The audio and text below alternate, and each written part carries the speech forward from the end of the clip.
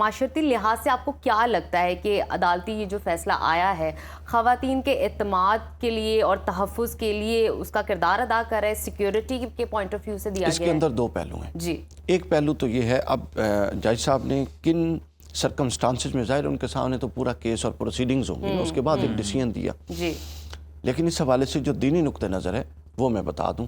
وہ نقطہ نظر یہ ہے کہ جب عورت خلا لیتی ہے تو اس کو حق مہر واپس دینے کا کوئی تصور نہیں ہے.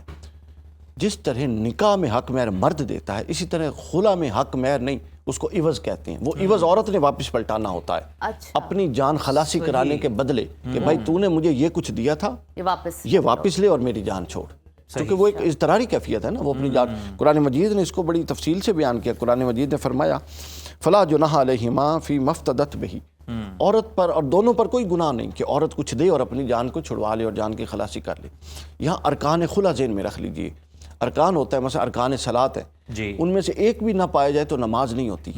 ارکان خلا بھی 5 ہے، ایک بھی نہ پایا جائے تو خلا نہیں ہوگا. ان میں سے ایک ہے قابل، یعنی عوض کو لازم کرنے والا. دوسرا کہتے ہیں موجب، یعنی شوہر یا اس کا وکیل جو خلا قبول کرے.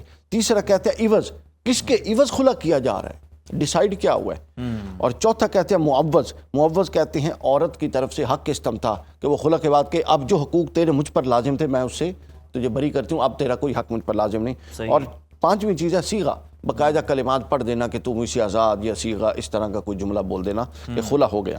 اس پر آپ ذہن میں رکھیے حنفی اور شوافی کے ہاں ہر حال میں خلا کے ساتھ لازم ہے کہ اس کے عوض کا تعین کیا جائے، جبکہ حنابلہ اور مالکیہ کے ہاں اگر خلا کا تعین عوض کا تعین نہیں ہوتا تو پھر بھی خلا ہو سکتا ہے.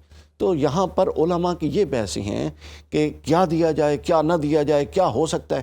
بغیر عوض کے خلا ہو سکتا ہے، اتفاق رائے ہو جائے، لیکن اس کے بدلے میں شوہر خلا کے بعد عورت کو کچھ دے، یہ اس کی قرآن و سنت کی تعلیمات کے اندر کوئی جگہ نہیں ہے. ہاں اگر احساناً کوئی دے دیتا ہے تو کوئی حرج والی بات بھی نہیں ہے، لیکن اس کو آپ شرعی نقطہ نظر سے پابند نہیں کر سکتے.